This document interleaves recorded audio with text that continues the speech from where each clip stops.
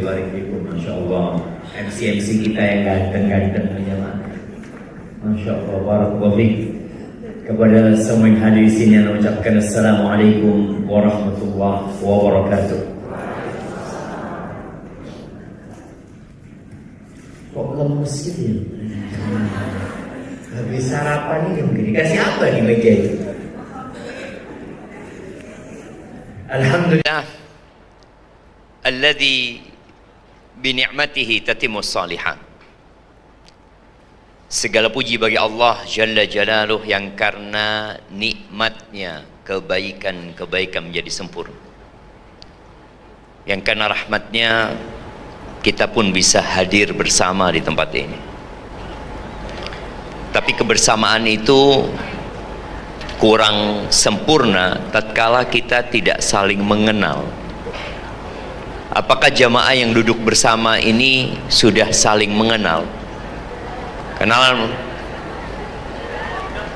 Yang ana khawatir mereka datangnya memang berkelompok.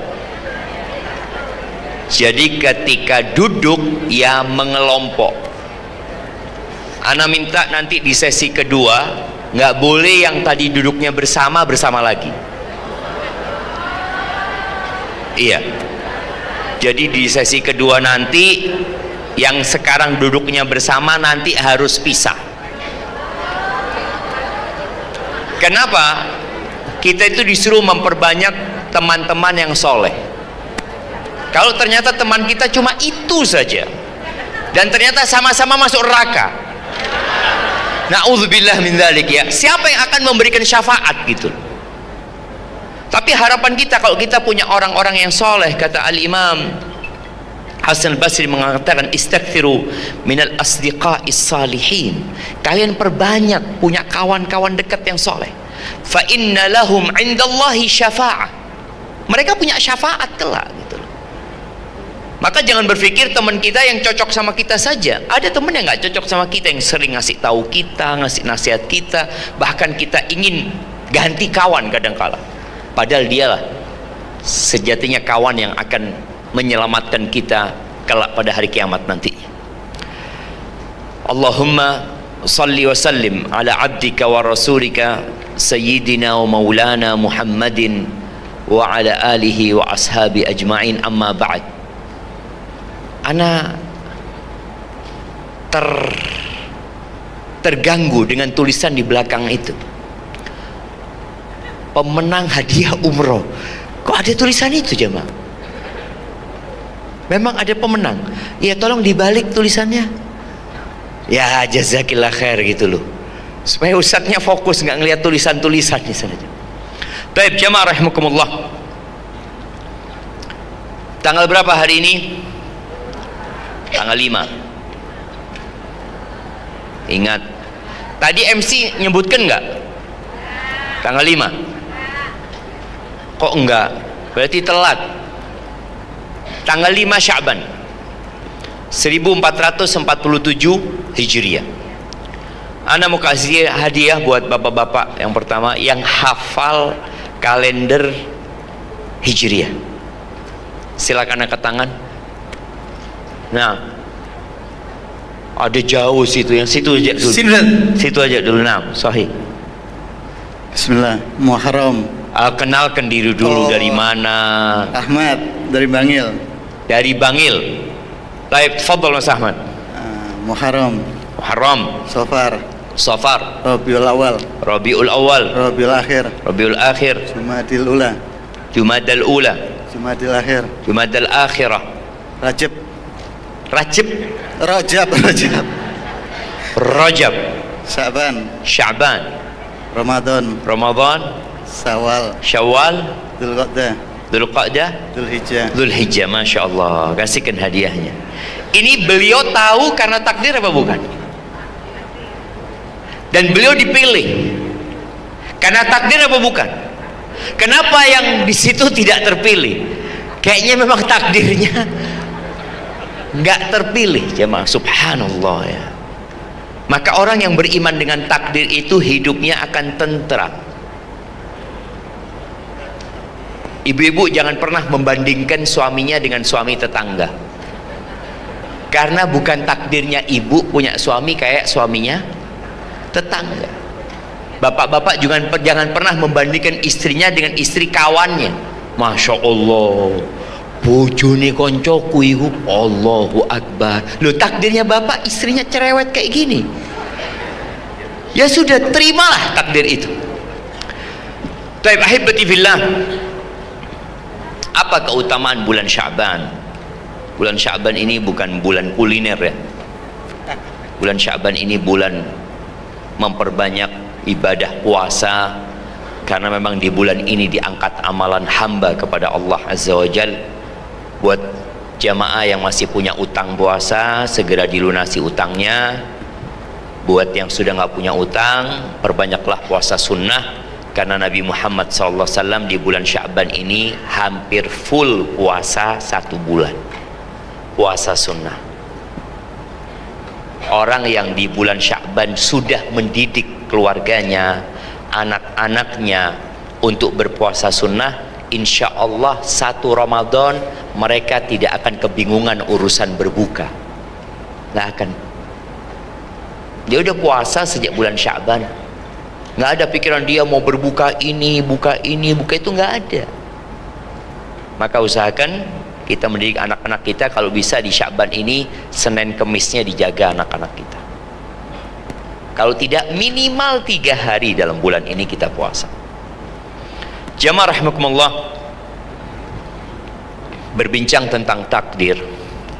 Kita hadir ke muka bumi ini bukan karena keinginan kita. Kedua orang tua kita juga mungkin ingin punya anak laki-laki, tapi ternyata yang keluar perempuan.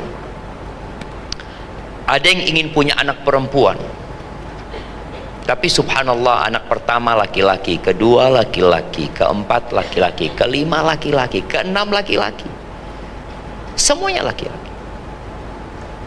Padahal sudah datang ke dokter, tanya resepnya gimana kok bisa punya, agar bisa punya anak perempuan. Oh, modelnya gini gitu, makannya ini, minumnya ini, ternyata keluar tetap laki-laki. Itu yang namanya takdir. Ada mungkin yang ingin kulitnya putih, tapi ternyata dia lahir dari kedua orang tua yang gelap kulit. Akhirnya dia melakukan perubahan, menolak takdir Allah Azza wa Jalla yang sudah ditetapkan. Kita semua masih mengingat seorang yang bernama Michael Jackson. Dia hitam, tapi dia ingin putih. Akhirnya dia hidup dalam penderitaan sampai mati. Ada yang ingin punya anak cerdas, pinter. Ya, semua orang tua ingin punya anak yang cerdas, yang pintar, yang IQ-nya sekian, ya, yang mungkin nanti kalau besar dia jadi dokter, jadi apa. Ternyata anaknya enggak. Bahkan ada sebagian kita yang anaknya berkebutuhan khusus. Dia nggak ingin itu terjadi, tapi qadarullah wa ma syaa fa'al. Ada mungkin yang kemudian dia nggak ingin punya anak. Setelah dikasih anak berkebutuhan khusus, kemudian dia nggak ingin punya anak, karena dia takut nanti anaknya berkebutuhan khusus lagi. Dan Allah itu tergantung prasangka hambanya. Padahal kita bisa berprasangka baik, kenapa harus berprasangka buruk? Ahibati fillah, ada yang mungkin cita-citanya jadi supir pesawat. Apa supir pesawat itu? Apa bedanya supir pesawat sama supir mikrolet? Sebenarnya sama-sama supir, cuma beda kendaraan yang dikendarainya. Ada orang yang ingin jadi pilot tadi, tapi ternyata enggak, dia jadi supir biasa. Ada yang ingin mati di Mekah. Berapa banyak jemaah haji yang sudah tua renta, dia berharap nggak balik lagi setelah haji. Dia ingin umroh Ramadan nih, dengan harapan anak ingin Ustadz supaya di Mekah anak meninggal dunia dalam kondisi berihram, inginnya, sehingga kelak dibangkitkan pada hari kiamat dalam kondisi berihram dan dia terus bertalbiyah. Itu cita-cita. Tapi ternyata dia mati di Cengkareng. Iya. Tapi insya Allah dia mati dengan niat berbuat baik. Ada yang ingin dimakamkan bersama orang tuanya. Dia sudah ngomong, pesan sama anaknya, nak, kalau Abah meninggal dunia nanti, Abah minta dimakamkan sama orang tua Abah. Tapi ternyata dia mati di pesawat yang meledak di atas. Jasadnya tidak pernah ditemukan. Apa yang hendak dilakukan? Ada yang ingin menikah. Anak ingat kejadian ya, dari Pulau Sapeken. Ada yang tahu Pulau Sapeken? Itu pulau di Madura yang penduduknya nggak bisa bahasa Madura. Satu rombongan calon pengantin laki-laki berangkat ke Bali, kalau nggak salah ke Singaraja. Sebelum sampai Singaraja, ternyata kapalnya terbalik dan meninggal dunia, dan dia tidak pernah menikah akhirnya. Itu namanya takdir.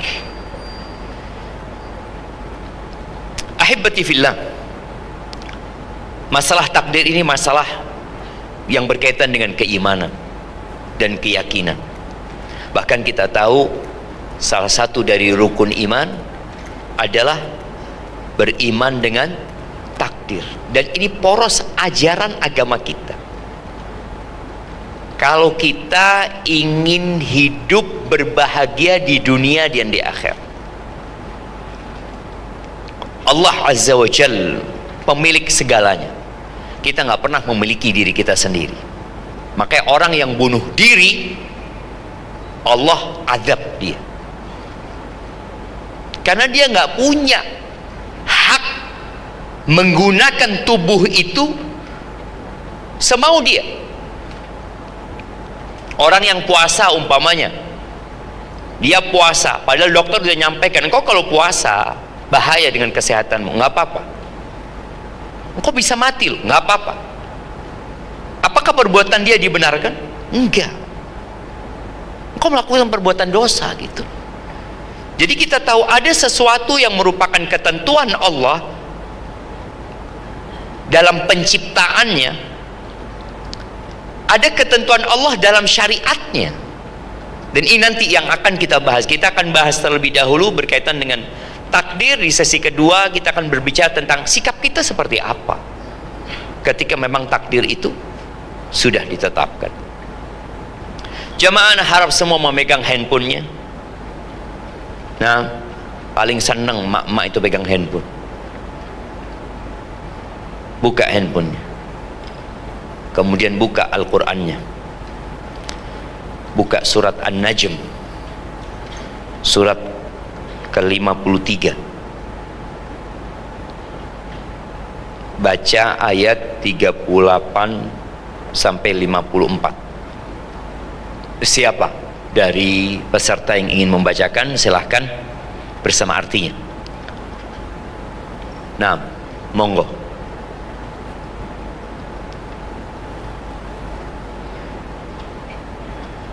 Ya, yang mau baca.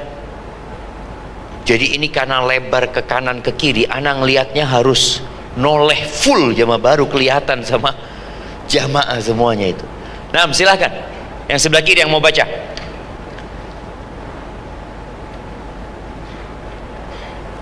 Masya Allah.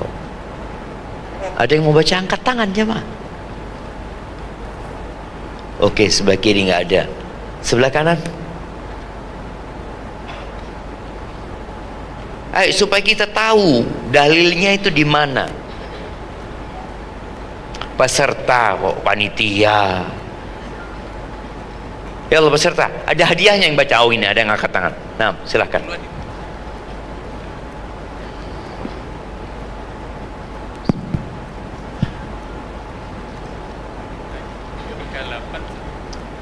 Ayat 38 sampai 54. أعوذ بالله من الشيطان الرجيم بسم الله الرحمن الرحيم ألا تزر وازرة وزر أخرى وأن ليس للإنسان إلا ما سعى وأن سعيه سوف يرى ثم يجزاه الجزاء الأوفى وأن إلى ربك المنتهى وأنه هو أضحك وأبكى وأنه هو أمات وأحيا. Sampai 40 berapa Ustaz? 54. Sampai 54 insyaallah. Tinggal 10 lagi. Nggak apa-apa, dapat hadiah Bapak nanti. Di dunia dan di akhirat insyaallah. Amin amin. وأنه خلق الزوجين الذكر والأنثى من نطفة إذا تمنى وأن عليه النشأة الأخرى وأن عليه النشأة الأخرى. وأن عليه النشأة الأخرى وأنه هو أغنى وأقنى وأنه هو رب الشعرى وأنه أهلك عادا الأولى وثمود فما أبقى وقوم نوح من قبل إنهم كانوا هم أظلم وأطغى والمؤتفكة أهوى فغشاها ما غشا. Barakallahu fiik. Taib, artinya biar yang lain yang baca. Nah, berikan hadiah kepada beliau. Nah, yang mau baca artinya. Oh, ada ibu-ibu. Ibu-ibu jauh di sana.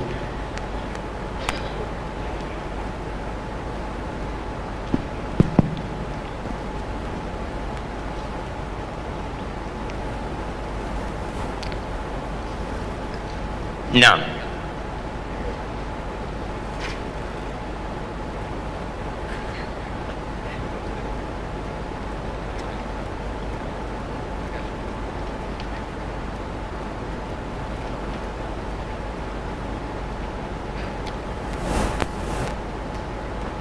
ayat 38.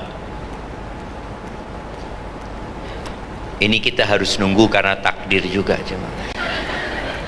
Nah, A'udzubillahi minasyaitonirrajim. Bismillahirrahmanirrahim. Padahal mereka tidak mempunyai pengetahuan tentang hal itu. ayat 38. 38.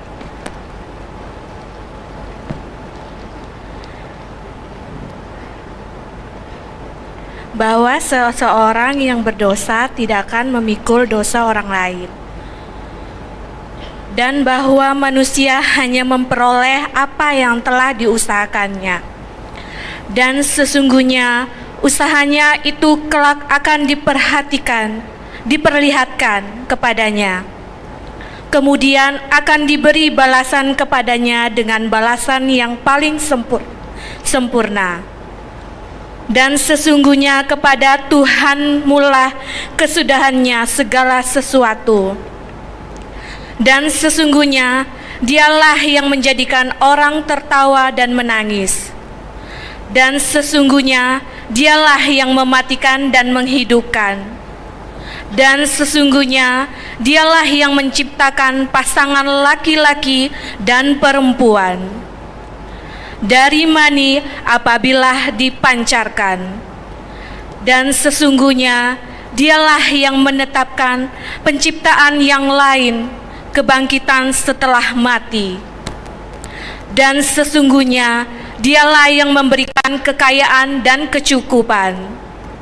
Dan sesungguhnya Dialah Tuhan yang memiliki bintang Syira.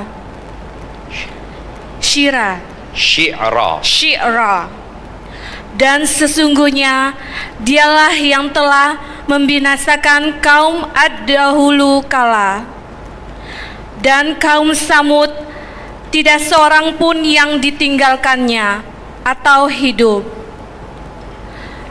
Dan juga kaum Nuh sebelumnya Sesungguhnya mereka adalah orang-orang yang paling zalim dan paling durhaka. Dan prahara angin telah meruntuhkan negeri kaum Lut. Lalu menimbuni negeri itu sebagai azab dengan puing-puing yang menimpanya. Barakallahu fiik, jazakillah khairan. Sadaqallahul-azim, taqabbal. Barakallahu fiik. Nah, mahibati fillah. Kita lihat bagaimana Allah mengulangi, dialah, sesungguhnya dia, sesungguhnya dia, sesungguhnya dia, sesungguhnya dia. Agar kita sadar, kita nggak punya apa-apa. Kemarin tatkala ana ke Tamiang, ana melihat bagaimana negeri itu luluh lantah. Ana bertemu dengan salah satu tokoh yang dia cerita di malam itu, Ustaz. Ana ngungsi sama keluarga, Ustaz. Naik ke atas bangunan asrama lantai 2. Ada bersama 20 orang mungkin di sana. Di situ ana merasakan bahwa ana bukan siapa-siapa. Padahal dia tokoh di masyarakat. Ana tidak punya apa-apa. Dan kita tidak bisa berkomunikasi dengan siapapun pada waktu itu. Listrik tidak ada. Internet gak ada. Handphone gak berguna. Harta pun tidak ada manfaat. Gak ada gunanya. Orang mau punya 2 ton emas, yang dia butuhkan makan. Dia nggak ngerti mau berbuat apa selama 3 hari 3 malam kondisi itu. Bantuan pertama datang setelah 7 hari. Maka ahibati fillah, terkadang ada perasaan yang mengganjal di hati kita tentang takdir. Maka semoga kajian ini bisa menyingkap perasaan-perasaan tersebut dan mengembalikan kita kepada iman yang hakiki terhadap rukun iman yang ke-6 ini. Ahibati fillah, segala sesuatu sudah Allah tetapkan. Di surat Al-Qamar ayat 49, Allah Azza wa Jalla mengatakan, inna kulla syai'in khalaqnahu biqadar. Kata Allah, sesungguhnya buat kami segala sesuatu sudah diciptakan dengan ketentuan. Nggak ada ceritanya kebetulan buat Allah. Tapi buat kita sering kebetulan itu terjadi. Jadi nggak apa-apa kita ngomong kebetulan, karena buat kita memang kebetulan. Tapi buat Allah takdir. Artinya kebetulan itu kita tidak merencanakan. Kita tidak berjanji untuk jumpa, tahu-tahu di ruang ini, ya Allah, ikut juga. Itu namanya kebetulan. Tapi kejadian itu sudah Allah tentukan. Kemudian di surat Al-Ahzab ayat 38 Allah mengatakan, wa kana amrullahi qadaran maktura. Urusan Allah itu sudah ditetapkan dan pasti terjadi. Ketika datang malaikat Jibril dalam wujud manusia, datangnya ini di kota Madinah di saat umat Islam sudah mulai hidup mapan. Perintah-perintah Allah sudah hampir turun semuanya. Jibril datang dalam wujud manusia bertanya kepada Nabi Muhammad SAW, akhbirni anil iman. Kabarkan kepada aku, iman itu apa? Maka Nabi SAW mengatakan, antu'mina billahi. Iman itu engkau beriman kepada Allah. Engkau beriman Allah itu ada. Engkau beriman bahwa Allah itu esa. Hanya Allah yang berhak disembah. Engkau beriman bahwa Allah itu memiliki nama-nama dan sifat-sifat yang mulia. Itu beriman kepada Allah. Yang kedua, beriman dengan malaikat-malaikat Allah.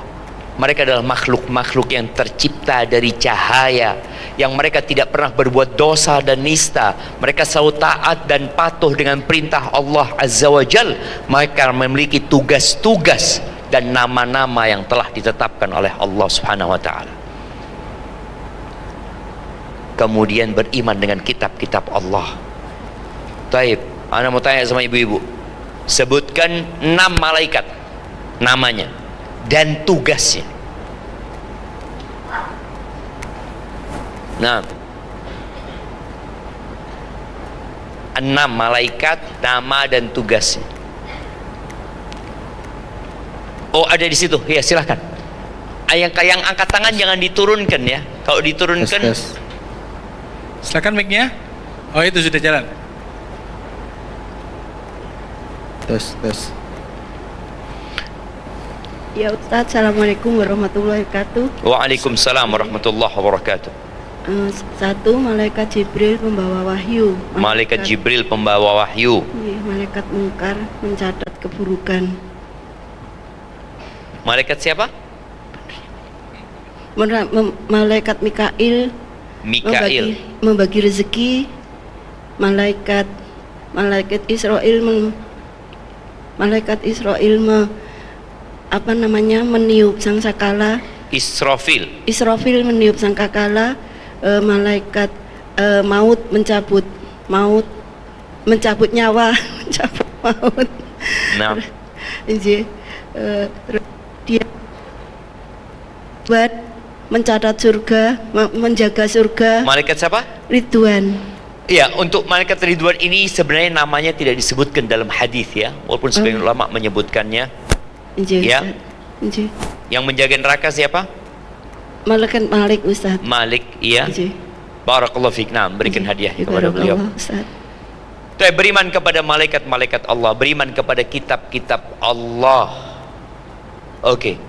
Yang sebelah sana, sebutkan nama kitab-kitab Allah yang pernah Allah turunkan. Oh iya Ibu, silakan. Oh iya Mas.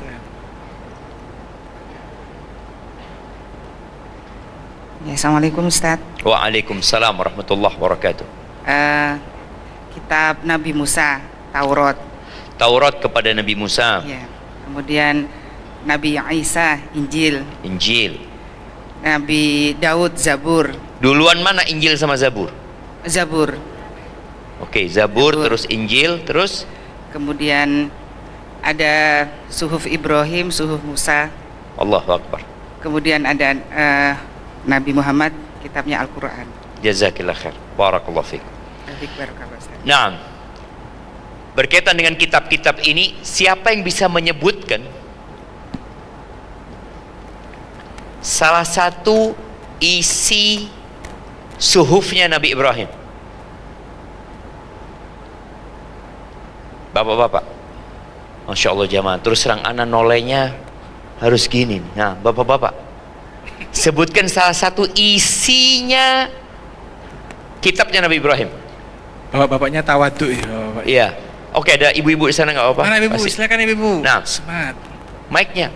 Mic-nya silakan. Kayak yang angkat tangan jangan diturunkan ya. Panitia Iya. kebingungan. Jadi kalau ngangkat Iya. terus gini, nyariinya itu seperti yang ada yang mainan mukul-mukul itu. Nah,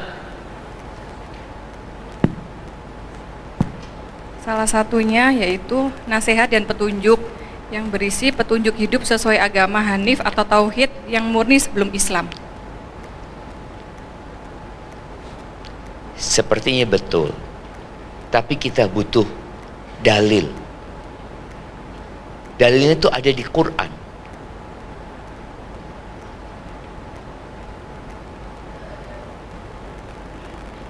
Iya. Ini kerja kelompok, nggak apa-apa. Iya, nggak apa-apa kerja kelompok sudah.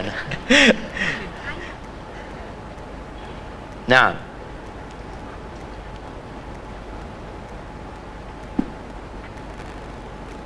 iya. Silahkan.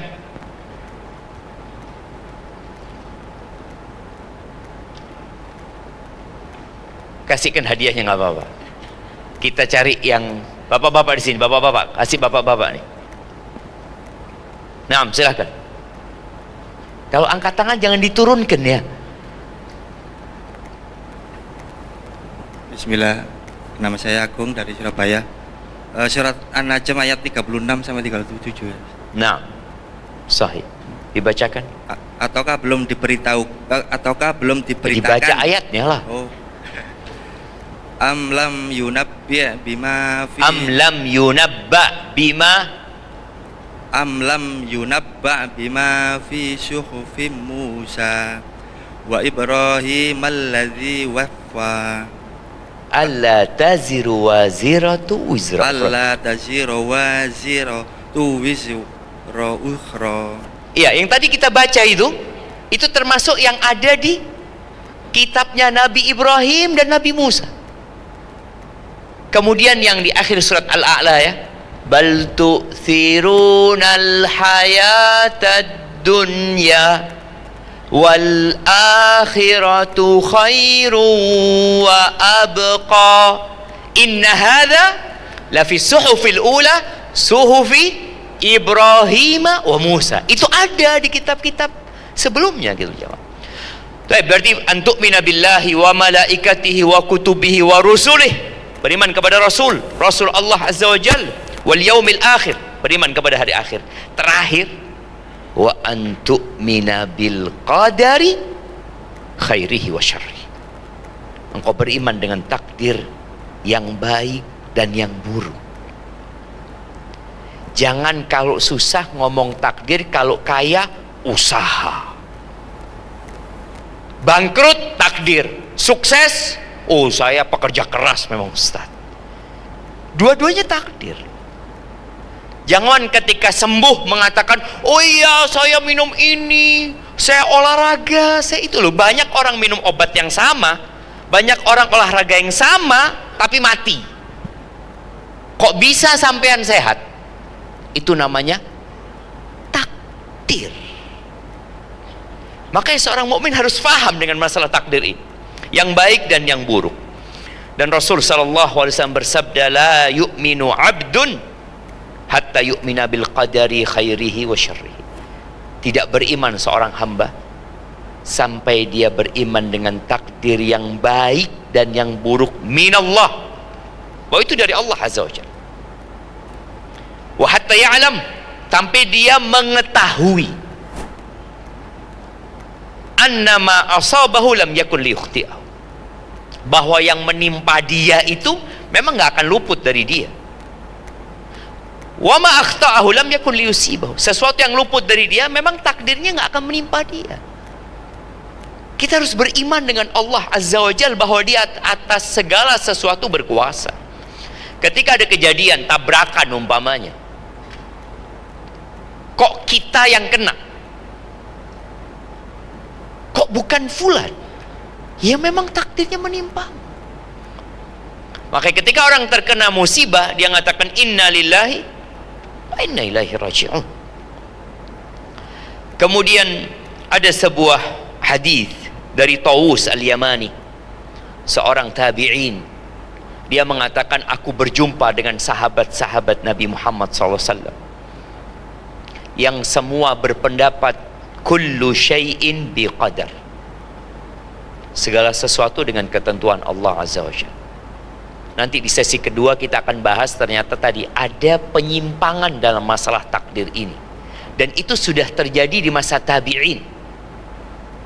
Ada orang-orang yang sibuk menggunakan akalnya, akhirnya dia mentafsirkan Al-Quran dan hadis sesuai dengan keinginannya, walaupun mungkin niatnya baik tapi jalannya tidak baik, sehingga hasilnya tidak benar. Ini Tawus mengatakan bahwa sahabat-sahabat Nabi yang dia jumpai semua mengatakan segala sesuatu itu dengan ketentuan Allah. Qala Tawus wa sami'tu Abdullah bin Umar, dan aku mendengar sahabat Nabi yang bernama Abdullah bin Umar bin Khattab berkata, qala Rasulullah sallallahu alaihi wasallam, Rasulullah sallallahu alaihi wasallam bersabda, kullu syai'in biqadar, segala sesuatu dengan ketentuan Allah, hatta al-ajzu wal kais awil kais wal ajz, sampai kecerdasan, kebodohan, atau kebodohan dan kecerdasan, atau semangat dan orang jadi nggak semangat, itu juga dengan ketentuan Allah Azza wa Jalla. Ahibati fillah, ada sahabat Nabi yang didatangi oleh orang-orang dari negeri yang sudah jauh dari kota Madinah. Kita tahu Islam itu sudah sampai ke Irak, Islam itu sudah sampai ke Afghanistan, bahkan Islam itu Mesir sudah dilewatin, bahkan menyeberangi Sahara Afrika sampai ke Aljazair, sampai ke Tunis, dan nanti akan sampai ke perbatasan di laut atau selat yang menuju ke Andalusia. Ini orang datang menjumpai sahabat Nabi. Dia mengatakan, waqa'a fi nafsi syai'un minal qadar. Kok mengganjal ya di hatiku ya sesuatu yang berkaitan dengan takdir ini. Masa ditakdirkan sama Allah? Masa orang masuk neraka juga takdir? Masa orang berbuat dosa juga dengan takdir? Kok ganjel di hati dia gitu. Maka dia bertanya kepada sahabat Nabi yang bernama Ubay bin Ka'ab, salah satu sahabat yang kata Nabi SAW, ambillah Quran dari Ubay bin Ka'ab. Fahaddithni bi syai'in la'allallah ayudhibahu min qalbi.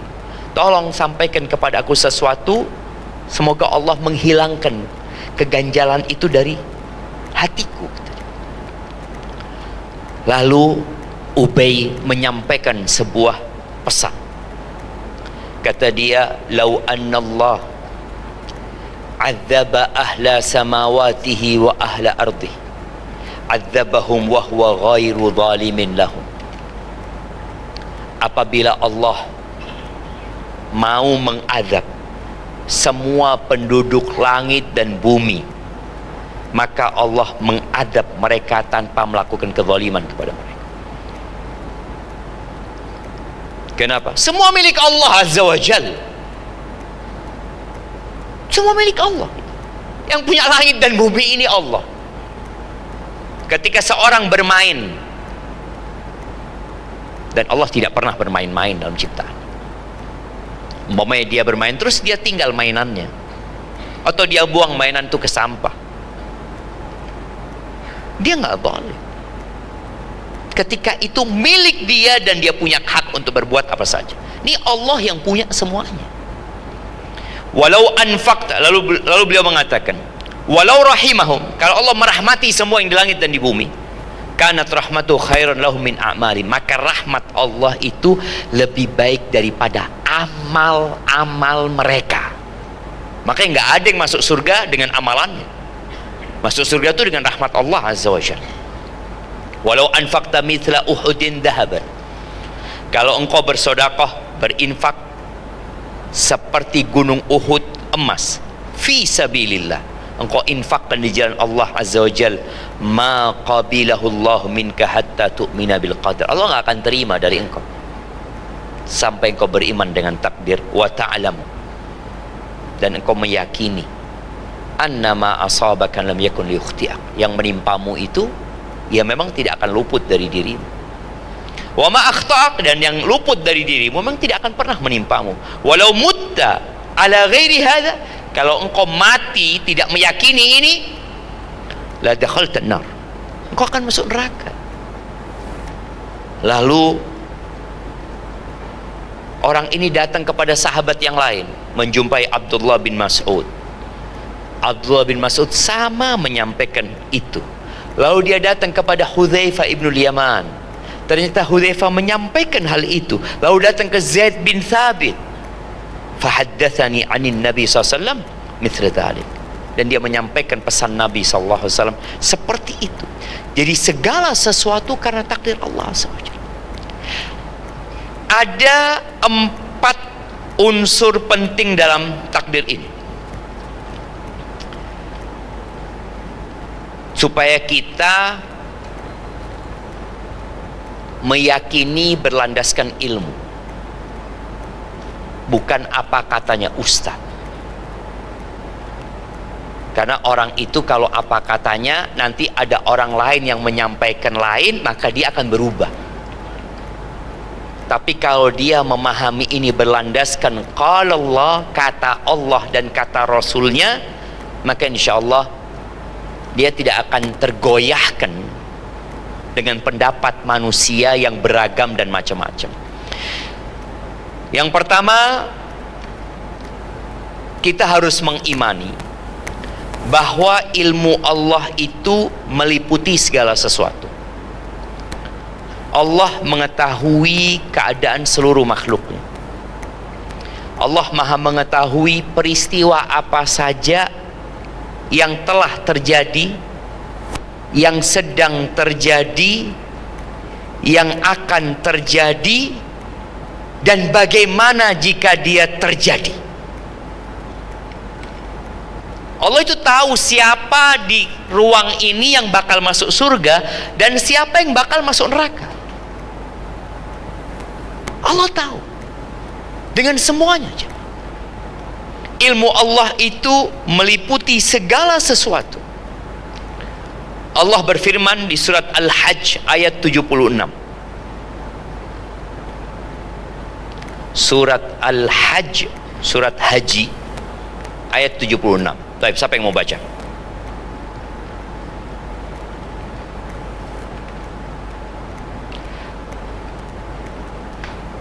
Atau enggak, kita nggak baca surat Al-Hajj, kita baca ayat kursi. Nah, siapa yang mau baca ayat kursi? Sama artinya. Nah, tafadhali. Nah, dia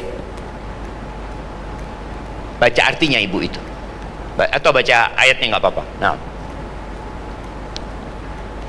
Bismillahirrahmanirrahim. Saya dengan Lisa dari Majelis Taklim Sarkiyah. Allahu la ilaha illa huwal hayyul qayyum la ta'khudhuhu sinatun wa la naum lahu ma fis samawati wa ma fil ard man dzalladzi yashfa'u indahu illa bi'idnih ya'lamu ma baina aydihim wa ma khalfahum wa la yuhituna bi syai'in min 'ilmihi illa bima syaa' wasi'a kursiyyuhus samawati wal ard wa la ya'udu hifdhuhuma wa huwal 'aliyyul 'azim. Nah, wala ya'uduhu hifdhuhuma wa huwal 'aliyyul 'azim. Barakallahu fiik. Baik, artinya.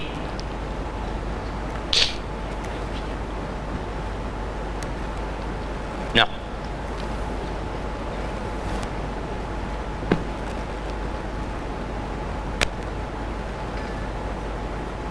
Arti ayat kursi, pengesaan Allah Subhanahu wa taala sebagai satu-satunya Tuhan yang Maha Esa, hidup, Maha mengurus, pemilik segalanya sesuatu di langit dan bumi, mengetahui segalanya dan tidak ada sekutu baginya, serta menegaskan kekuasaannya yang meliputi langit dan bumi dan keagungannya yang tidak dapat dibayangkan, menekankan bahwa ilmu dan kekuasaannya tak terbatas, sedangkan ilmu makhluk terbatas.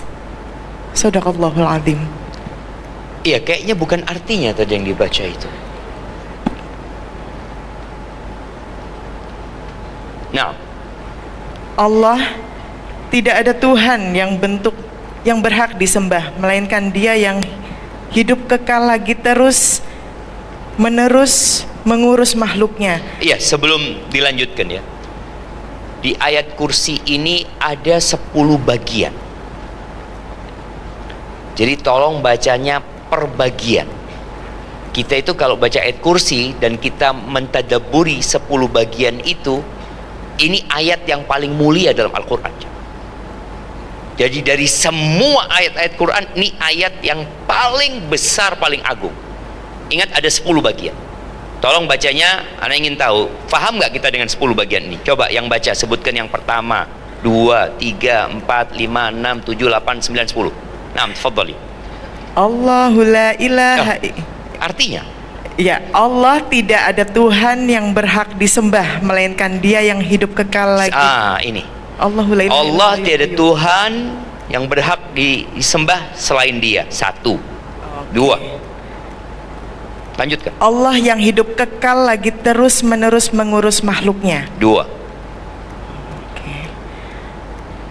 Allah tidak mengetuk dan tidak tidur, tidak mengantuk dan tidak tidur. 3. Kepunyaannya apa yang di langit dan di bumi. 4. Tidak ada yang dapat memberi syafaat di sisi Allah tanpa izinnya. 5. Allah mengetahui apa-apa yang di hadapan mereka dan di belakang mereka. 6. Mereka meliputi langit dan bumi. Mereka Mereka tidak mengetahui apa-apa dari ilmu Allah, melainkan apa yang dikehendakinya. 7. Kursi Allah meliputi langit dan bumi. 8. Allah tidak merasa berat memelihara keduanya. 9.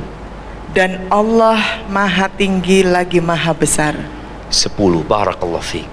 Itu Allah yang kita sembah.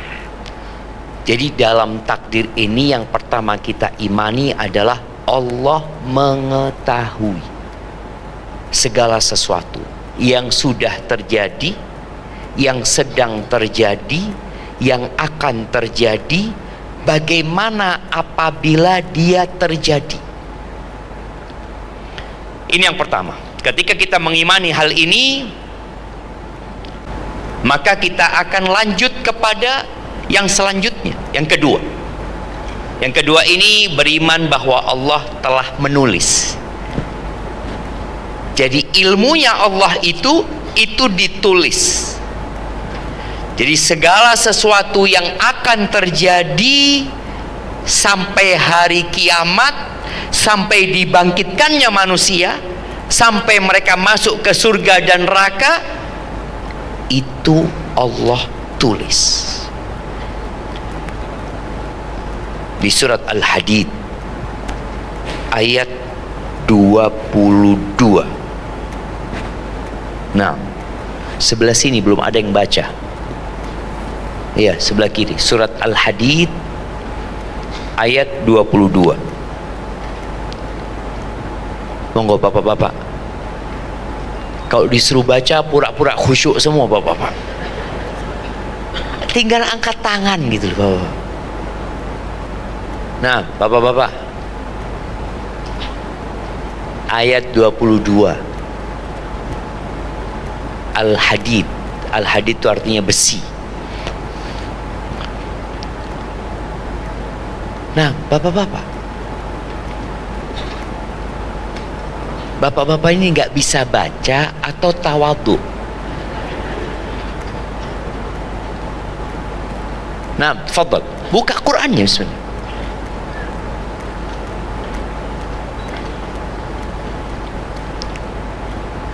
Sudah ada? Takut salah. Kalau salah nanti takdir juga. Kita kan nggak tahu, takdir itu baru ketahuan kapan? Setelah terjadi. Sebelum terjadi kita nggak tahu. Oh ini, ada yang angkat tangan 6, fadhal. Yang angkat tangan jangan turun sampai panitianya tahu gitu ya. Kalau gini.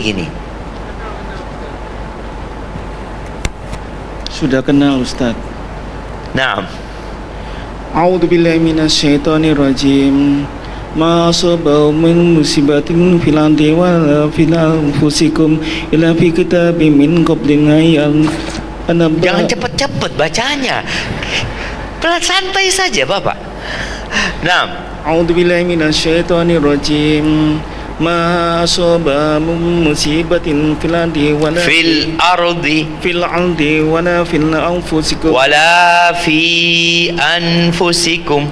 Ma asaba musibatin fil ardi wala fi anfusikum illa fi kitabim min qablin nabraha min qabli an nabraha qabli an nabraha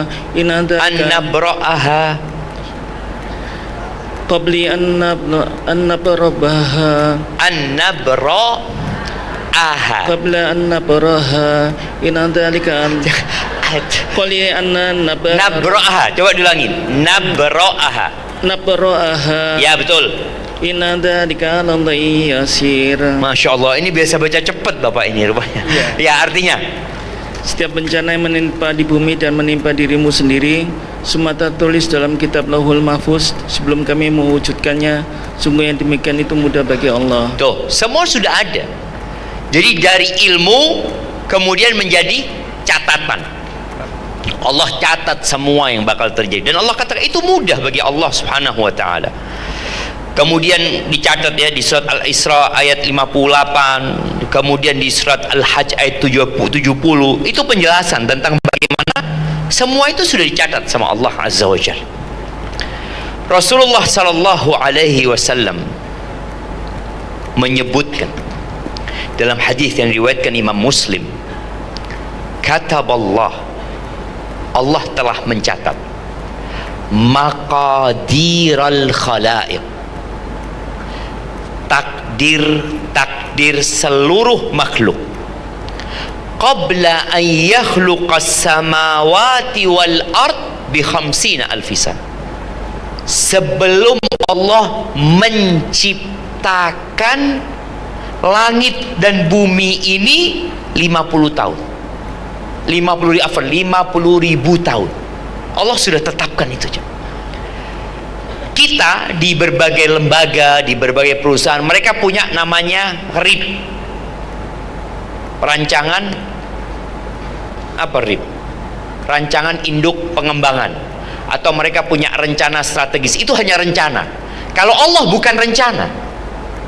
Kita akan merencanakan insya Allah 50 tahun ke depan perusahaan kita akan menjadi apa, sekolah kita akan menjadi apa. Itu rencana. Tapi buat Allah ini bukan rencana. Ini ilmu tadi yang dituangkan di dalam kitab. Kalau kita merencanakan sesuatu, boleh jadi terjadinya seperti itu. Tapi buat catatan Allah, semua sudah pasti. Apa landasannya? Ilmu. Kemudian di hadis yang diriwayatkan oleh Abu Dawud, Rasul sallallahu alaihi wasallam mengatakan, inna awwala ma khalaqallahu al-qalam. Yang pertama Allah ciptakan itu sebelum langit dan bumi ada, yang Allah ciptakan adalah pena. Lalu Allah mengatakan kepada pena ini, uktub, tulislah engkau. Faqala rabbi wa madza aktub, wahai Rabbku, apa yang aku harus tulis?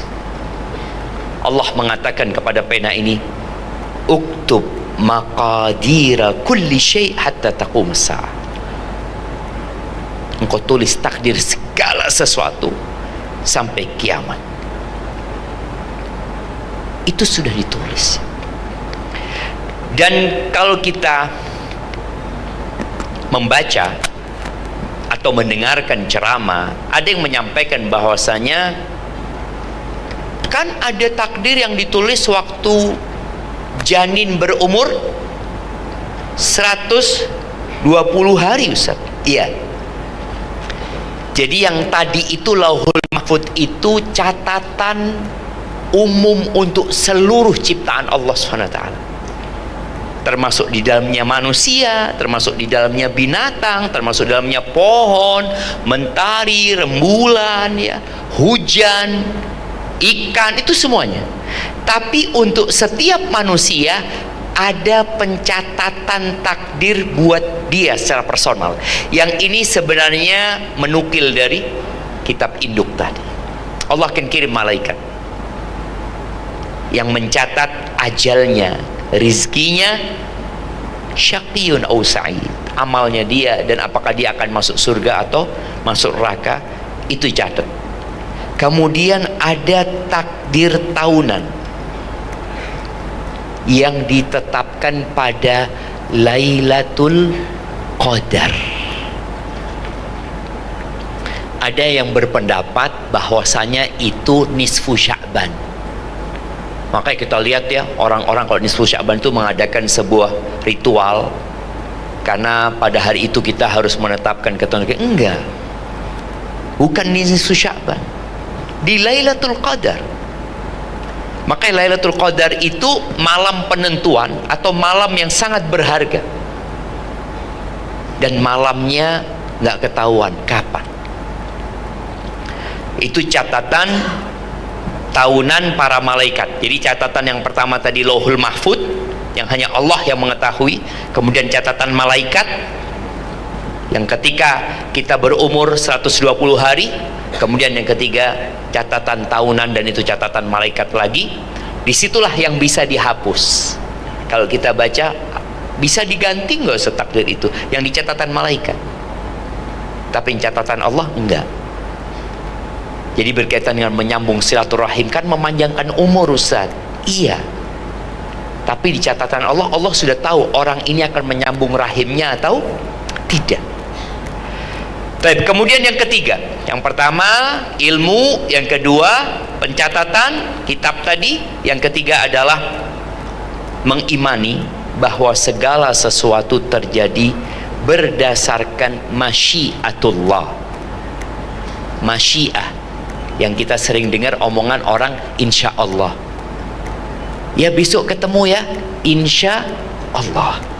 Artinya aku ingin ketemu, tapi belum tentu Allah berkehendak ketemu. Makanya contohnya ikut daurah ini, sudah daftar, apakah pasti hadir? Enggak hadir. Berapa banyak orang-orang yang sudah daftar umroh tapi nggak pernah berangkat umroh? Karena semuanya terjadi dengan masyiatullah, artinya kehendak Allah subhanahu wa ta'ala. Semua perbuatan makhluk juga terjadi karena kehendak Allah subhanahu wa ta'ala. Apa dalilnya? Buka surat Ali Imran ayat 26. Ali Imran ayat 26. Kenapa ada yang jadi presiden dan ada yang tidak jadi presiden? Kenapa ada yang jadi bupati dan ada yang tidak jadi bupati? Padahal mereka semua ingin jadi bupati, tapi cuma satu. Ada yang kaya dan ada yang sampai mati miskin. Padahal insya Allah orang miskin itu ingin kaya.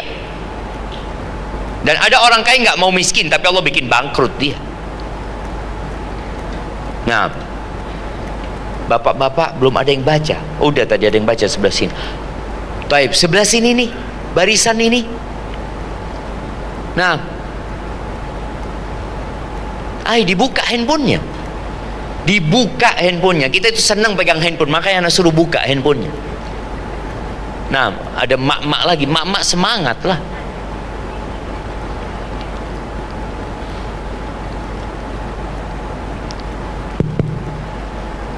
A'udzu billahi minasyaitonir rajim. Bismillahirrahmanirrahim. Qulillahumma malikal mulki tu'til mulka man tasya'u wa tanzi'ul mulka mimman tasya' wa tu'izzu man tasya'u wa tudillu man tasya' biyadikal khair innaka ala kulli syai'in qadir. Katakanlah Muhammad, wahai Tuhan pemilik kekuasaan, Engkau berikan kekuasaan kepada siapapun yang Engkau kehendaki, dan Engkau cabut kekuasaan dari siapapun yang Engkau kehendaki. Engkau muliakan siapapun yang Engkau kehendaki, dan Engkau hinakan siapapun yang Engkau kehendaki. Di tangan Engkaulah segala kebajikan. Sungguh Engkau Maha Kuasa atas segala sesuatu. Barakallahu fiik. Ingat, setelah dicatat maka dikehendaki semua. Kapan Allah menghendaki, itu akan terjadi. Jemaah coba dicatat juga, nanti dibaca sendiri firman Allah di surat Asy-Syura. Waktu anda sudah habis ya, anda kalau ngelihat MC datang ini, nah kurang 5 menit. Siap, masih punya 5 menit anda coba. Surat Asy-Syura ayat 49 sampai 50. Allah mengatakan lillahi mulkus samawati wal ardh. Milik Allah kerajaan langit dan bumi. Jadi ini bab kepemilikan ya. Tadi disampaikan kalau Allah mau mengadab semuanya, orang milik Allah azza wajalla. Allah nggak zalim cuma. Allah yang memiliki gitu. Kita ini siapa sih? Maka Allah sebutkan di sini lillahi mulkus samawati wal ardh. Milik Allah kerajaan langit dan bumi. Yakhluqu ma yasha. Allah menciptakan apa yang Allah kehendaki. Yahabu liman yashau inathan, Allah berikan kepada siapa yang Allah kehendaki anak-anak perempuan. Wa yahabu liman yashau adzukur, Allah memberikan untuk siapa yang Allah kehendaki anak-anak laki-laki. Lalu kata Allah, au yuzawwijuhum dzukranan wa inatha, Allah jadikan sebagian orang itu anaknya laki dan perempuan berpasang-pasangan. Wa yaj'alu man yasha'u aqima, dan Allah menjadikan siapa yang Allah kehendaki mandul. Ada keluarga kita mungkin sampai mati nggak punya anak. Dia udah berangkat ke Singapura, dia udah keluar duit banyak, dia bayi tabung, usaha macam-macam. Ada orang-orang yang Masya Allah suaminya pulang kerja langsung hamil, padahal baru lewat ini suaminya. Masya Allah gitu kan. Ada yang model seperti itu, tapi ada yang memang Allah nggak kasih. Lalu Allah katakan innahu alimun qadir, Allah maha mengetahui dan maha kuasa. Artinya semua Allah kehendaki itu berdasarkan ilmu, bukan asal-asalan. Kemudian yang terakhir, yang keempat tadi ya, Lauhul Mahfud. Yang pertama ilmunya Allah, kemudian dicatat, kemudian dikehendaki, yang keempat diciptakan. Kita meyakini bahwa semua yang ada di muka bumi ini, di langit juga, termasuk dalamnya perbuatan manusia, adalah ciptaan Allah Azza wa Jalla. Jadi nggak ada, manusia nggak bikin apa-apa, dia hanya sebab. Tapi Allah lah pencipta yang sebenarnya. Allahu khaliqu kulli syai, di surat Az-Zumar ayat 42, kemudian surat As-Saffat ayat 96, wallahu khalaqakum wa ma ta'malun, Allah menciptakan kalian dan apa yang kalian perbuat. Manusia diberi pilihan. Manusia itu diberi pilihan. Manusia melakukan perbuatannya dalam keadaan bebas tanpa paksaan. Dia mau berbuat baik monggo, mau berbuat jahat silahkan. Allah mengatakan faman syaa falyu'min wa man syaa falyakfur. Yang mau beriman silahkan, yang mau kafir silahkan. Allah kasih kehendak. Apakah bapak-bapak hadir ke tempat ini karena paksaan? Bapak-bapak, iya Ustaz, paksa istri Ustaz. Ada bapak-bapak yang hadir karena dipaksa istri. Anak-anak, ada anak-anak yang sambil merem-merem, ya Allah ini paksa ibu ini Ustaz. Enggak, sebenarnya enggak dipaksa. Dia diminta, kemudian dia mau hadir. Orang yang dipaksa jamaah, yang dipaksa, umpamanya dia dipaksa untuk melakukan kekufuran, kalau enggak dia akan dibunuh, Allah angkat penanya. Enggak apa-apa, karena dia terpaksa. Seorang suami yang dipaksa sama keluarga istri, ditaruh pistol di kepalanya, ceraikan putri kami. Kemudian sang suami mengatakan, aku ceraikan, jatuh cerainya. Tidak, karena dia dipaksa gitu loh. Jadi manusia itu nggak dipaksa, dikasih kebebasan untuk memilih. Tapi ada hal-hal yang memang sudah dia nggak bisa milih. Seperti antum lahir, kok orang tuaku hitam ya, ya sudah mau gimana, itu nggak bisa kita milih. Barakallahu fiik. Sepertinya kita masuk ke sesi tanya jawab. Siap Ustaz. Sebelum masuk sesi tanya jawab, mungkin bisa ditayangkan barcode-nya ya, yang untuk mengumpulkan ini. Jadi ada Grand Prize Umroh Ustaz, syaratnya harus menulis Ustaz. Menulis seluruh kajian supaya nanti bisa dimurojaah dan bisa dipahami. Silakan barcode-nya teman FOH bisa ditunjukkan ya. Jadi silakan yang tadi sudah mencatat bisa mengirim untuk sesi pertama. Atau udah di grup masing-masing sudah dikirim. Oh, di grup sudah ada ya? Oke, di grup sudah ada. Dan ini nanti pertanyaannya untuk bapak-bapak atau yang ikhwan yang laki-laki, 1 bapak-bapak, 3 ibu-ibu. Ini tidak bermaksud apa-apa Ustaz. Memang banyak ibu-ibunya kan. Tunggu. 1 bapak bawa 3 ibu-ibu. Sahih Ustaz. Oh bukan. Jadi 1 bapak-bapak, ibunya 3. Kesempatan bertanya Ustaz. Kenapa seperti itu? Ya supaya semuanya dapat nanti. Ibu-ibu kan banyak yang mau bertanya, antusiasnya. Oh jadi bapak-bapak ini 1/4. 1 banding 3 Ustaz. banding 3. Nah, Jadi peserta yang laki-laki Ustaz, yang ikhwan itu sekitar 114 orang Ustaz. Iya. Dan untuk yang akhwat sekitar 300-an Ustaz, 300 lebih. Iya, berarti bapak-bapak seperempat. Sahih. Kok Lebih bisa banyak kayak perempuannya. Iya. Apa penyebabnya? Penyebabnya banyak sih Ustaz. Nanti di IMISU 4 aja. Oke, silakan Bapak-bapak dulu. Kita persilakan Bapak-bapak yang mau tanya. Boleh angkat Bisa tangan, angkat tangan Bapak-bapak. dulu. Yang mau tanya silakan. Tafadhol. Oh itu sebelah itu, Mas. Tidak tolong.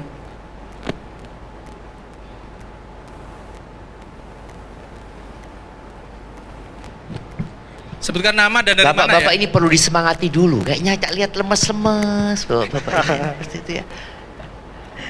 Nah, tafadhol. Assalamualaikum. Semoga Allah Azza wa Jalla senantiasa menjaga Ustadz dan keluarga, menjaga seluruh kaum muslimin dimanapun berada. Amin. Ana Hanifan dari Tulungagung, Ustadz. Izin bertanya terkait takdir yang telah ditetapkan. Di sisi lain,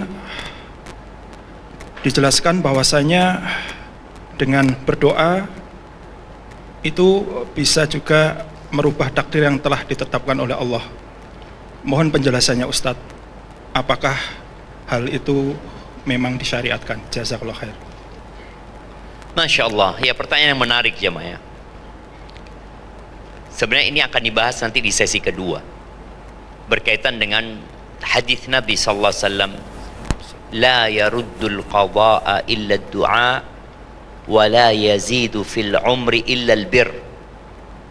Tidak ada yang dapat menolak ketentuan Allah itu kecuali doa. Dan doa ini terus ya berebut menuju kepada Allah Azza wa Jal, sehingga ketentuan itu dirubah. Jadi takdir ini sebagian ulama membagikan takdir itu ada yang mubrom, ada yang muallaq. Ada takdir yang sudah ditetapkan, ada takdir yang digantung dengan sebuah amalan. Di catatan malaikat tuh, orang ini kalau silaturahim rizkinya yang awalnya cuma 1 juta jadi 10 juta. Nih orang kalau berdoa yang penyakitnya awalnya parah kemudian akan sembuh dari penyakitnya. Itu di catatan malaikat. Tapi di Lauhul Mahfud Allah sudah tahu orang ini milih yang mana. Orang ini akan berdoa. Yang awalnya dia sakit dia jadi sembuh karena dia akan berdoa. Tapi di catatan malaikat digantung tadi. Orang ini akan sembuh ketika dia berdoa. Tapi Allah tahu nggak orang ini akan berdoa atau tidak? Tahu gitu loh. Jadi kalau yang di Lauhul Mahfud itu tetap. Yamhullahu ma yasha'u wa yuthbit wa 'indahu umul kitab. Allah itu menghapuskan dan menetapkan sesuai kehendak Allah. Tapi di sisi Allah ada Lauhul Mahfud sudah. Jadi ini berkaitan dengan catatan malaikat. Dan yang jadi masalah kita itu nggak tahu sama takdir kita. Kita itu nggak tahu. Maka kita diperintahkan untuk berdoa. Maka beramalah. Siapa yang tahu takdirnya akan hidup miskin terus? Nggak ada. Maka orang selalu ada harapan. Dan Allah tumbuhkan di hati manusia itu harapan. Allah berikan tadi silaturahim, kau ingin rizkinya diluaskan, kau sambung silaturahim. Kau baca doa di pagi hari, Allahumma inni as'aluka ilman nafi'an wa rizqan thayyiban wa amalan mutaqabbala. Jadi seperti itu.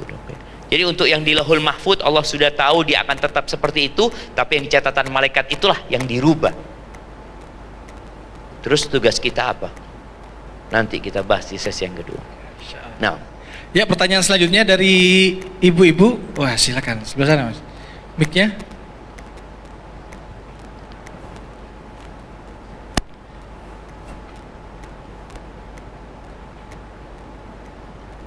Assalamualaikum Ustaz. Alhamdulillah, jazakallah khair Ustaz. Ilmunya, ini catatan saya tadi Ustaz mengatakan bahwa tidak beriman jika seseorang yang tidak beriman dengan takdir baik maupun takdir buruk. pertanyaannya adalah bagaimana jika seseorang itu ketika terkena suatu musibah, misalnya kehilangan anak gitu Ustadz, itu kan luar biasa itu ya, mempertanyakan kenapa kok saya, bagaimana gini, dan seakan-akan menyangkal. Nah, kemudian dengan seiring berjalannya waktu, kemudian oh iya ya semua takdir Allah. Apakah orang tadi itu yang ketika dernya itu menyangkal gitu, apakah itu disebut sebagai orang yang tidak beriman, orang yang tidak beriman dengan Allah gitu Ustaz? Masya Allah, Masya Allah, barakallahu fiik. Naam, ahibati fillah,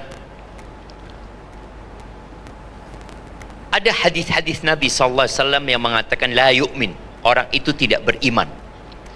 Ada yang maknanya tidak sempurna imannya, bukan dia tidak beriman sama sekali. Seperti hadis Nabi SAW, la yu'minu ahadukum hatta yuhibba li akhihi ma yuhibbu li nafsihi.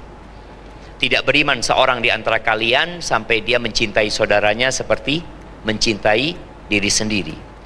La yu'minu ahadukum man la ya'man jaruhu bawa'iqahu. Tidak beriman seorang di antara kalian yang tetangganya tidak merasa aman dari gangguannya.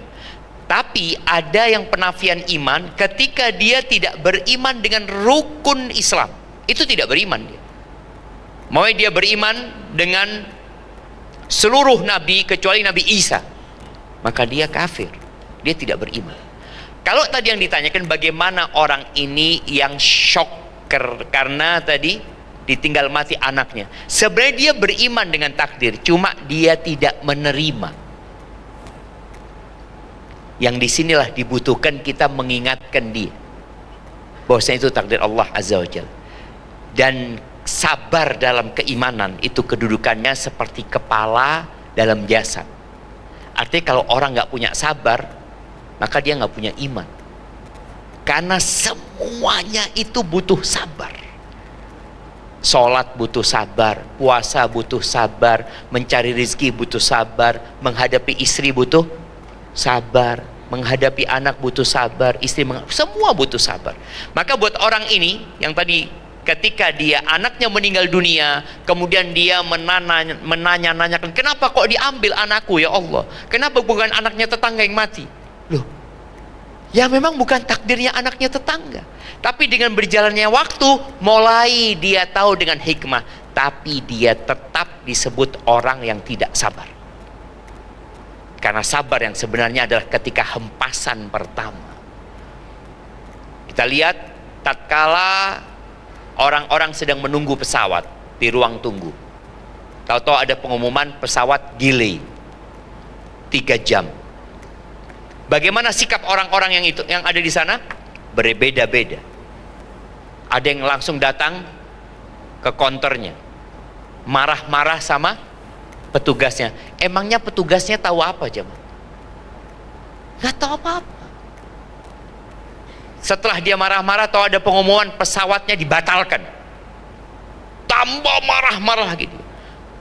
Maka dia orang yang tidak sabar. Tapi ketika tahu ini takdir Allah, dia tenang sudah. Katakan innalillahi wa inna ilaihi raji'un. Ada hal yang kita tidak dapat memilih, tapi ada hal yang kita memang dikasih pilihan sama Allah Azza wa Jalla. Seperti datang kajian, seperti sholat, oh kasih pilihan sama Allah, kok bisa sholat, kok bisa tidak sholat. Tapi tadi anak kita meninggal dunia, kita bisa milih? Nggak bisa gitu. Maka seperti kalau dikatakan dia tidak beriman dalam kondisi seperti ini, imannya tidak sempurna, tidak sampai dia keluar dari Islam. Barakallahu fikum. Tapi buat orang yang berpendapat, oh enggak, nanti itu sesi kedua. Nah. Oke, untuk selanjutnya dari ibu-ibu, silakan yang tengah.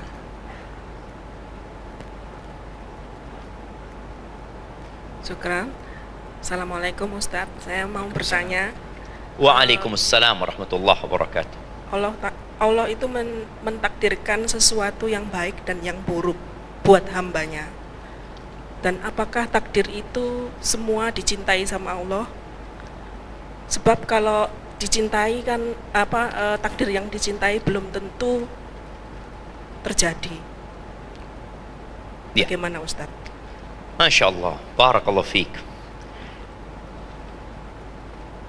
Kita melihat ada orang-orang yang bermaksiat, ada orang-orang yang masuk neraka nantinya. Ada orang-orang yang senantiasa melakukan perbuatan dosa, kerjanya tiap hari dosa. Apakah hal itu terjadi dengan takdir Allah? Iya. Tidak ada sesuatu yang terjadi di muka bumi ini kecuali dengan ketentuan Allah Azza wa Jalla. Tapi perlu difahami, tidak semua kehendak Allah itu Allah cintai. Tidak semua kehendak Allah itu Allah cintai. Oleh karena itu Allah benci dengan kekufuran. Wala yarda li ibadihil kufur. Tapi terjadi Abu Jahal, ada Fir'aun, ada iblis. Jadi kalau bicara kehendak, maka tidak selalu dicintai Allah Azza wa Jalla. Jadi ada perbedaan antara mahabbah, kecintaan Allah Azza wa Jalla, mungkin bahasanya ada al-iradah al-kauniyah, ada al-iradah al-syar'iyah. Ada keinginan Allah terjadinya sesuatu di muka bumi ini, kemudian ada keinginan yang berupa syariat. Allah ingin itu terjadi. Akhirnya Allah turunkan perintah untuk sholat. Allah perintahkan manusia untuk membaca Al-Quran, tapi tidak semua orang baca Quran. Allah perintahkan orang berangkat haji, tidak semua orang berangkat haji.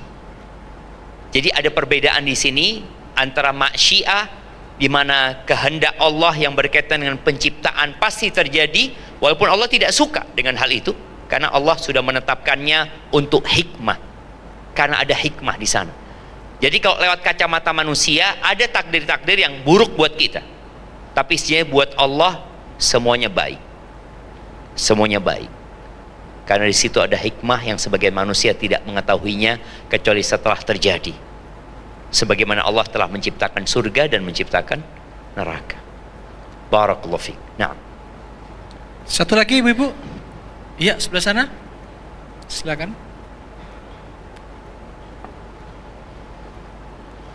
Assalamualaikum Ustaz. Jadi pertanyaannya, jika seseorang berbuat baik sepanjang hidupnya, namun imannya goyah di akhir hayat, apakah itu kegagalan usaha atau takdir yang tidak bisa dihindari? Dan sampai sejauh mana manusia bertanggung jawab atas hidupnya jika hasil akhirnya udah ditentukan sama Allah? Bisa diulangi, jangan cepet-cepet. Maksud, Iya. jika seseorang berbuat baik sepanjang hidupnya, namun imannya goyah. Gak pernah berbuat salah dia sepanjang hidupnya. Pernah Ustaz, tapi orangnya Pernah. beriman gitu maksudnya. Iya. Namun imannya goyah di akhir hayat. Apakah itu kegagalan usaha atau takdir yang tidak bisa dihindari? Dan sampai sejauh mana manusia bertanggung jawab atas hidupnya jika hasil akhirnya sudah ditentukan? Jika hasil akhirnya sudah ditentukan. Baik, hasil akhir itu dari mana ditentukannya? Yang tadi yang dijelasin yang di Lauhul Mahfuz yang udah di. Iya, sebelum Lauhul Mahfuz ada apa? Sebelum Ada Lauhul Mahfuz pena. ada pena. Pena itu menulis ilmunya Allah. Jadi Allah tahu nih orang akan mati kafir. Allah tahu. Jadi bukan Allah maksa orang itu mati kafir ya. Jadi Allah tahu nih orang bakal masuk neraka. Itulah keluasan ilmu Allah Azza wa Jal. Karena ada sebagian kelompok Allah nggak tahu. Loh, berarti kita menganggap Allah itu kurang gitu. Allah tahu fulanah ini dia lahir Islam. Allah tahu. Kemudian dia tumbuh besar di keluarga Islam. Kemudian Allah berikan cobaan kepada dia. Dia nanti murtad. Itu ilmunya Allah. Jadi bicara ketentuan Allah ini bukan Allah memaksakan ya. Mungkin bisa dipahami hal itu bahwasanya ilmunya Allah itu meliputi segala sesuatu. Allah itu tahu gitu loh. Makanya kalau dikatakan tadi ada orang yang sepanjang hidupnya dia melakukan ketaatan ya. Kita itu nggak tahu dengan isi hati orang ini. Kenapa Abu Thalib nggak dapat hidayah? Kenapa Khalid bin Walid dapat hidayah? Abu Thalib ini padahal bela Nabi Muhammad SAW, pamannya Rasul SAW. Sejak kecil Nabi sudah dididik dan dirawat oleh Abu Thalib. Ketika Nabi menjadi Rasul SAW, Abu Thalib pasang badan untuk melindungi keponakannya. Tapi ternyata dia mati dalam kondisi murtad. Lalu Nabi SAW sedih ya. Apa kata Allah? Innaka la tahdi man ahbabta. Engkau tidak dapat memberikan hidayah kepada orang yang kau cintai. Walakin Allah yahdi man yasha. Akan tetapi Allah memberikan hidayah kepada siapa yang Allah kehendaki. Ini yang bicara masyiat tadi. Wa huwa a'lamu bil muhtadin. Dan Allah lebih tahu siapa yang pantas dapat hidayah. Allah tahu. Lalu orang ini baik tapi dia terjerumus dalam lingkungan yang tidak baik. Tapi ada orang yang sebenarnya pura-pura baik dia. Dia selama ini baik hanya berharap pujian dan sanjungan. Allah tahu ya. Maka kemudian orang itu mati dalam kondisi murtad. Umpamanya Allah sudah tahu dia akan seperti itu. Maka kita harus takut. Kira-kira akhir hidup kita seperti apa? Kalau tadi apakah manusia bertanggung jawab dengan sesuatu yang sudah ditentukan? Sebenarnya yang menentukan kita. Allah tahu tadi, Allah mencatat, Allah menghendaki, tapi yang berbuat siapa? Kita. Kita yang nggak sholat, kita yang milih nggak puasa, kita yang milih. Tadi udah disampaikan misalnya kalau ada seorang dipaksa untuk tidak sholat, dilarang dia sholat, ya dia nggak dosa, karena dia dipaksa. Tapi kalau dia bisa memilih, tapi dia memilih untuk kafir, dia memilih untuk melakukan kemaksiatan, ya dia yang akan bertanggung jawab dengan amalannya. Makanya ketika orang-orang nanti masuk neraka, Allah itu akan tanyakan kepada dia, engkau berbuat ini? Iya ya Allah. Engkau melakukan ini? Iya. Iya, dia mengakui itu perbuatan dia. Barakallahu fiik. Baik, yang tanya-tanya kasih hadiah mereka. Oh iya, tadi teman-teman membagikan hadiah buat yang tanya-tanya tadi. Dan ini tadi kan sudah satu laki-laki, 3 perempuan. Ini ada satu catatan. Jadi sebelum nanti break, ini ada tulisan dari hamba Allah. Jadi apabila kita sedang ditakdirkan futur, bagaimana cara untuk tetap dalam kebaikan di saat futur. Kemudian apabila kita lebih disibukkan oleh dunia, apakah itu tanda Allah tidak mencintai kita? Masya Allah, syama'ah. Iya, kita ditakdirkan futur. Ingat, takdir itu baru kita ketahui setelah terjadi. Seperti orang katanya jodoh itu sudah ditakdirkan, Ustaz. Iya, kenapa ana bercerai, Ustaz? Iya, karena jodohmu sampai sana. Selesai. Berarti ada takdir jodoh yang lainnya mungkin. Makanya siapa yang pernah menjanda 4 kali, kasih hadiah. Iya, mungkin kan jemaah jodohnya nggak selesai ya, terus ganti jodoh, itu takdir Allah Azza wa Jalla. Tapi kalau bicara tadi bagaimana ketika orang terkena futur, kapan dia tahu futur? Setelah terjadi. Maka yang harus dia pikirkan, kenapa aku futur? Allah menjadikan segala sesuatu itu ada sebabnya. Contoh, orang kalau anak ditakdirkan punya anak, kan insya Allah anak punya anak, Ustaz. Loh iya, tapi sebabnya menikah gitu loh. Gimana orang mengatakan ingin punya anak sedangkan dia tidak menempuh sebab-sebab yang sudah Allah tetapkan? Maka jalani sebab tersebut. Nanti akan ketahuan engkau punya anak apa enggak. Tadi udah disinggung, ada yang sampai mati nggak punya anak. Tapi bicara orang yang futur, coba engkau tanya, kenapa aku futur? Di bulan Sya'ban, pada saat amalan-amalan diangkat, kenapa isi catatanku dosa? Mana sholat malamku kok nggak ada dalam catatan itu? Mana puasa sunnahku? Mana bacaan Qur'anku? Ada apa sebenarnya? Yang menyebabkan futur itu sebenarnya dosa. Maka ketika engkau sedang futur, perbanyak istighfar. Nasihat ana buat orang yang futur, duduk engkau, jangan kemana-mana. Kalau engkau di kamarmu menghadap ke kiblat, kalau bisa sholat, waktunya sholat, kemudian istighfar. Sudah, baca istighfar 100 kali. Rabbighfirli wa tub alayya innaka antat tawwabur rahim. Nabi sekali duduk baca 100 kali. Baca lebih dari itu silahkan. Jangan bergerak. Kenapa? Karena futur itu seperti motor yang businya kotor. Sekarang masih ada motor pakai busi jemaah. Dulu ingat ya, Ana dulu pakai motor yang pakai busi, kalau sudah di starter tidak mau, apa yang kita lakukan? Copot businya, gosok dulu, diamplas. Nah itu, jantung kita ini perlu dibersihkan, karena penggerak seluruh tubuh kita itu jantung. Kalau jantungnya tersumbat, ada sumbatan kita nggak bisa kita bergerak dengan bagus. Maka bersihkan. Cara membersihkannya dengan istighfar, bertobat kepada Allah Subhanahu wa taala.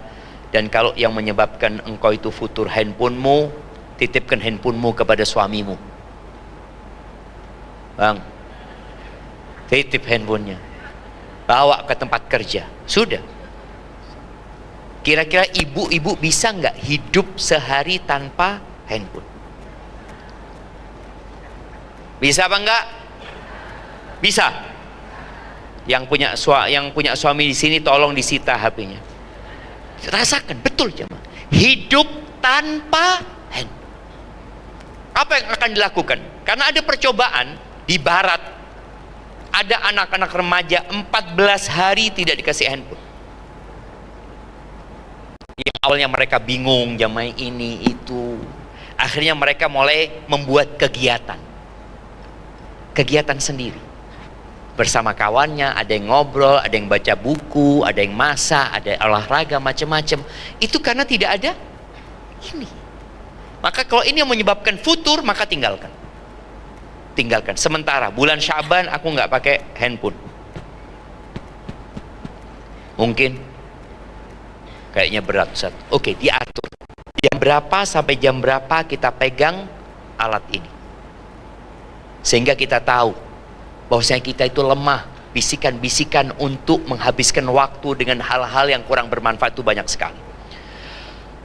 Baik, itu yang perlu dilakukan, beristighfar, mohon ampun sama Allah Subhanahu wa taala, perbanyak zikirnya, karena itu termasuk asupan untuk jantung kita supaya menjadi kuat kembali. Dan ketika engkau sedang futur, cukup yang wajib-wajib dulu. Karena yang sunnah-sunnah tadi berat untuk melakukan yang sunnah-sunnah. Maka cukupkan dengan yang wajib, tapi usahakan yang wajib disempurnakan. Kemudian pertanyaan kedua apa tadi? Tentang kecintaan terhadap duniawi. Jadi iya, apakah cinta kepada, kalau kita itu sibuk dengan dunia, apakah tanda Allah nggak cinta sama kita? Naam. Nggak kumpul seharusnya cinta sama dunia, cinta sama Allah Subhanahu wa taala. Kita punya kesukaan sama dunia, tapi tolong jadikan dunia ini hanya jembatan menuju kepada Allah Subhanahu wa taala. Kita butuh harta, tapi harta itu akan kita tinggalkan. Maka tolong carilah harta untuk dibawa ke akhirat. Jadi kalau antum sibuk sama dunia, tidak lagi tadi baca Quran, tidak lagi sholat duha, yang dulu sholat duha, nggak lagi puasa sunnah, nggak lagi zikir, maka itu tanda Allah tidak mencintai kita. Tapi orang-orang kafir berpikir cinta Allah itu dengan harta. Makanya mereka semakin kaya meyakini, oh berarti Allah cinta. Buktinya hartaku semakin banyak. Kalla. Enggak seperti itu standar cinta Allah kepada hambanya. Boleh jadi salah satu tanda cinta Allah musibah. Engkau dibikin sakit sama Allah, itu tanda cinta Allah Azza wa Jalla. Engkau dibikin kekurangan harta, itu tanda cinta Allah Subhanahu wa taala. Hadza wallahu a'lam bissawab. Nah, sudah. Ya, alhamdulillah, jazakallahu khairan Ustaz. Silakan bisa menuju tempat siapa? Untuk seluruh peserta I Miss You 3, insyaallah kita akan break kurang lebih setengah jam. Jadi silakan bisa jalan-jalan atau mungkin cuci muka dulu, atau mungkin mau wudhu silakan wudhu, atau mau belanja silakan belanja. Jadi judulnya ini coffee break, tapi adanya cuma teh, jadi teh break gitu ya. Jadi kita nyediakan cuma itu aja. Jadi silakan. Ini barcode untuk sesi satunya Mas Elmi. Oh iya, tadi ada yang kendala ya. Tadi ada yang kendala ngirim barcode-nya. Silakan. Silakan, insyaallah sudah